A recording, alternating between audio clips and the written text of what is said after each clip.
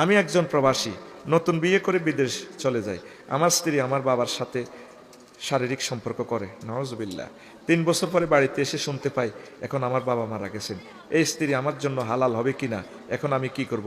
না, যদি জানেন সারাহাতান প্রমাণ থাকে, চিরতরে এ ওয়াইফ হারাম, হারাম হয়ে যাবে। আর যদি ওই আপনার বাবার বীর্য থেকে সন্তান যদি হয়, তাহলে এই সন্তানের নসবনামা নিয়ে এই নসব আপনার সাথে যাবে না, আপনার বাবারও এটাও তো হারামজাদা, মায়ের দিকে নসব যাবে, বুঝছেন? সেখানে আরো 10টা জবাব আছে। কেউ বলছেন যে মার দিকে নসব যাইয়ে সে শুধু মায়ের থেকে কোনো সম্পদ পাবে, আর এই সন্তান এই নসবনামা পরিচয় দিতে পারবে না। এই জন্য খ্রিস্টানেরা মায়ের নামে আইডি কার্ড করে, মার মানে যতজনে জিনা করবে থৈলা তো একটা আছে, ওই থৈলার নামে হলো আন।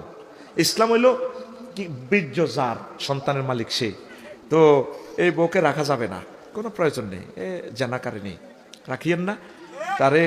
শরীয়তের দৃষ্টিতে সে মহারানাও পাবে না।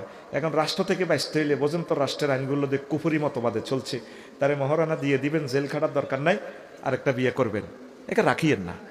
এই জানাকারিনী মহিলারা যেখানে এক জায়গায় কাপড় উঠাইতে পারছে সেভাবে উঠাইতে থাকবে, সে আর ঠিক হবে না। এই জন্য তাকে মৃত্যুদণ্ড দিয়েছে আমার রব, কথা ঠিক কিনা? একে ডিলেট করেন, একে মন প্রাণ থেকে ভুলে যান, কোনো দরকার নেই, কথা ঠিক কিনা? হারাম